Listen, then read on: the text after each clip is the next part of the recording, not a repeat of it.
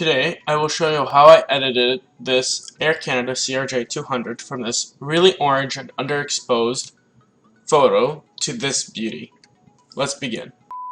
So what you want to do first, obviously, is open up Lightroom. Next, you want to import the photo that I've taken. Just like so. I'm going to click import. And here's the photo. So then you can either click the letter D to go into develop, or you can go up here and click develop. I'm going to press the letter D. Next thing I'm going to do is I always start off with messing with the lens corrections. I always enable profile corrections. As you can see, it fixes the warped image, and I remove chromatic aberrations. Next I'm going to move on to the basics. I'm going to change the profile to vivid. So right here you see how this image is really orange. I'm going to change it up a bit, and I'm going to lower the temperature to have a nice blue color and bring away the orange. Just like so. Next I like to click the auto tones, and that just basically makes the set. So then from here I mess around with my exposure, contrast, highlights, shadows, whites and blacks, and the texture and clarity. I don't really touch the dehaze unless I'm messing around with the graduated filter. So let's just begin. This will be different for each image, and for this one I just prefer just playing around with it, making sure that if I go too high you can see that the blacks are not that quite. Let's up the exposure just a bit. Let's up the highlights, up the shadows. I'm gonna lower the whites and up the blacks just a bit to bring out that detail. I'm gonna up the texture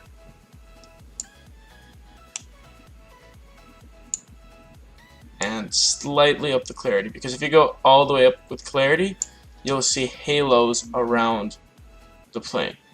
So let's lower it back down to a reasonable amount, which I see is around here. So now let's go to the tone curve.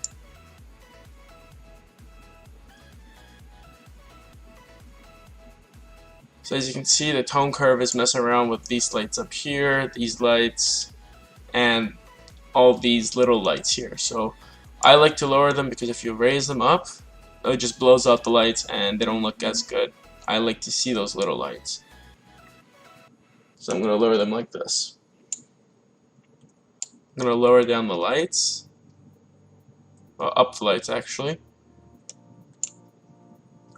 Lower the darks. As you can see, the tail is kindly too bright. I'm going to up the shadows though, so still want to get that detail out. Next thing you want to do is go to your colors. I want to up that red, lower the blues a bit because to my look it's a bit too blue. So I'm going to up the reds. That's too red. As you can see, there is too much color fringing. So I'm just going to up it just to the point where it's getting to there. So as you can see, like that. I'm going to lower the blues just a tad bit. That looks okay to me. I'm going to up the yellows because I want to bring out as well these de-icing trucks. Okay, now let's go to detail, and I always like to add sharpening masks.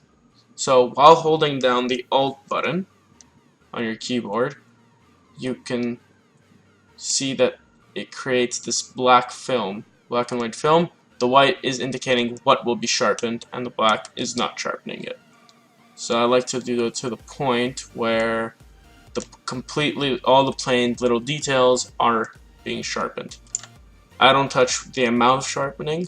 I'm not going to touch the noise reduction. As you can see, my ISO is 50 and there's barely any grain on the plane. So the next thing I want to do is I can go up to the crop overlay by clicking on it, or I can click the letter R. Here I'm going to change my aspect to 16 by 10, as I will make it into a swipeable post, meaning basically when I'm on Instagram it will be basically split 50-50. So I'm just going to crop it just a bit more, so just to the nose, but just enough that the plane is in the center, and I'm not cutting off the tail or the nose or the trucks, de-icing trucks. So, and if you can see here as well, I have these dust spots as I use a mirrorless camera, and those get in fairly easily, which is one of the downsides of a mirrorless camera. So I'm going to click, I can click the letter Q, or I can go into the spot removal tool. I like to have it on the heel, my feather at 0, my opacity at 100. And then here I'm just going to click on wherever my dust spots are. So I have one here, here, and here, which are the most noticeable. So if you can see, now they're gone. Oh, I still have one more here. So there we go. Next thing I want to do is bring up the graduated filter. You can either click M to bring it up, or you can click up here to click it. And I'm going to go from bottom up, like so, because I want to get this ground slightly underexposed. I want it because it's too bright. So I'm going to click like that. So if you want to see what's being affected, right, so you're not maybe accidentally working on this part, you can click the letter O to show the mask overlay, or you can click down here, like so. So right here, I can see that it's not touching the wheel, and that's perfect. That's exactly where I want. Like it's right before touching the wheel, and it's going to be affecting this whole entire red spot. But I also want to mess around with the texture and the clarity of the ground here. So what I'm going to do is actually, I'm going to grab the top part here and bring it up like so. But now you can see that it's being that's affecting the plane here. So what I'm going to do is I'm going to go up here to brush. I'm going to click erase. I always have my feather at 0, my flow at 100, and I have auto mask enabled. Basically, if I'm going to zoom out on this part right here, right, and I'm messing around here, right, unless it's like completely, like if it changes completely, it won't really affect this part here, right. You can click Control Z to undo your brush. So I'm going to quickly go around this whole entire area where it's red, and I will be right back. Trust, yeah. No, I don't wanna waste what's left. And on we'll go through the wastelands, through the highways, till my shadow turns to sun rays. And on we'll go through the wastelands, through the highways, and on.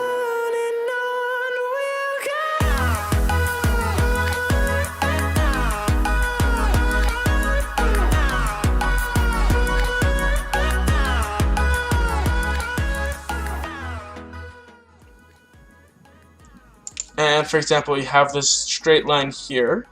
You can hold the shift key while, if you have one part selected here, for example, right, and you hold down the shift key here, it'll erase that whole entire straight line there. And it makes life so much easier if you're dealing with bigger images that require straighter lines.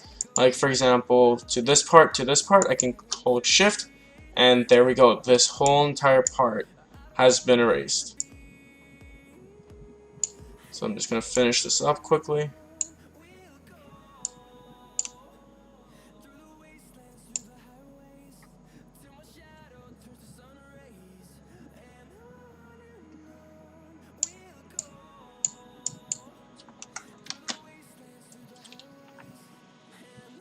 be very careful around the little parts like the wheel well and stuff like that, as those have like little spaces in between. So if you want to change your size of brush, you can always use your scroll wheel on your mouse.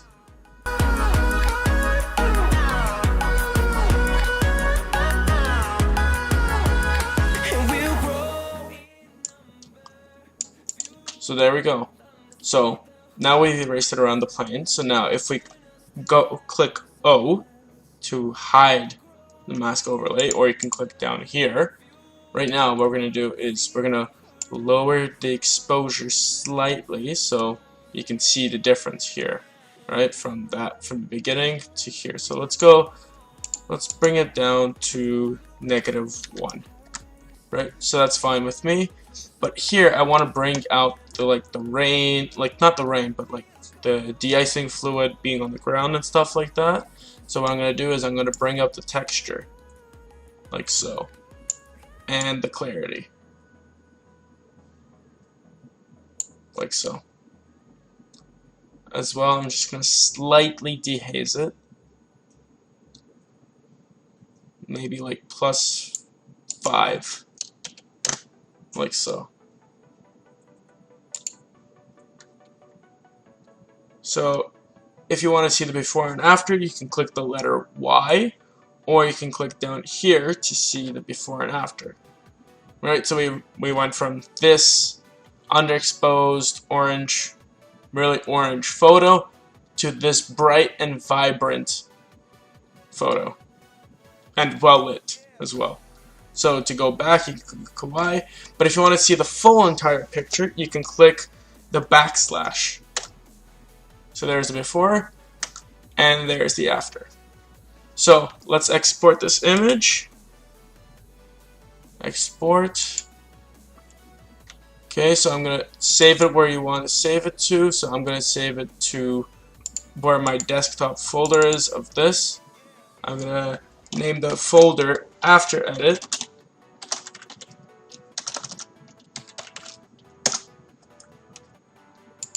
Select folder. I'm going to go down this list. I want to make sure my quality is at 100. Image format is a JPEG with a color space of sRGB. I want to make sure that my resolution is at 500, as that's what Instagram likes. I'm going to sharpen for screen. Amount is high. I'm going to turn on my watermark, and I will export. So the next thing you want to do is find your photo, right?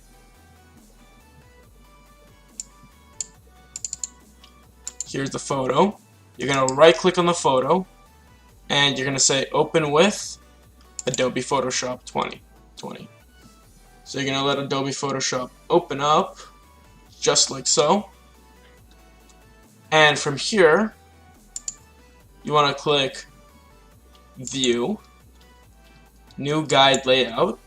So at this point you can keep it at the same ratio as you have right here, or like I do, I want to create this into a swipe post. So I'm going to create the guide layout. So I'm going to create just 2 columns. I'm going to deselect the rows because I just want it to be like this. Here's your previews of how it's going to look like. So you can move this aside. And I'm fine with that. Just like that is fine with me. So I'm going to click OK. And then I'm going to find, so it's under the crop tool right here, the slice tool. And you're going to just click slice from guides. So now I just slice the guides. You can see the numbers up here, 0 and 1 and 0 and 2. So from here you're going to go File, Export, Save for Web. Like a new window is going to pop up like this. It's going to look like this.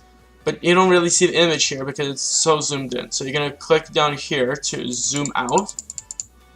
Here's the image. Right, you're going to select, it doesn't matter which side you select, you want to keep them the same. So, you want to make sure that you're under JPEG, maximum, quality 100, right? Image size, you want to change the width to 2160. And that's automatically going to change the height to 1350. So that's basically cropping it down, each image to 5:4. You want to make sure that it's also done on the same image on the other side. So there we go. Now you're going to click save. It's going to open up here. You can save it to the same exact window, like so. So there we go. And then from here, you're going to send them to your phone. You can send them to your phone. Doesn't matter how you send them to your phone, via USB cable or Bluetooth. Doesn't really matter. I like to send it through Bluetooth. So I'm going to open up the folder where it is after edit, images, right here. I'm going to right click on them, Bluetooth device. I'm going to send it to my phone.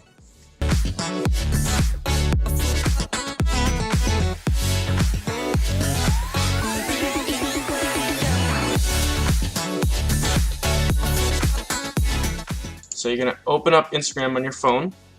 You're going to click add. And then here are the two photos. So now you're going to want to zoom out on both.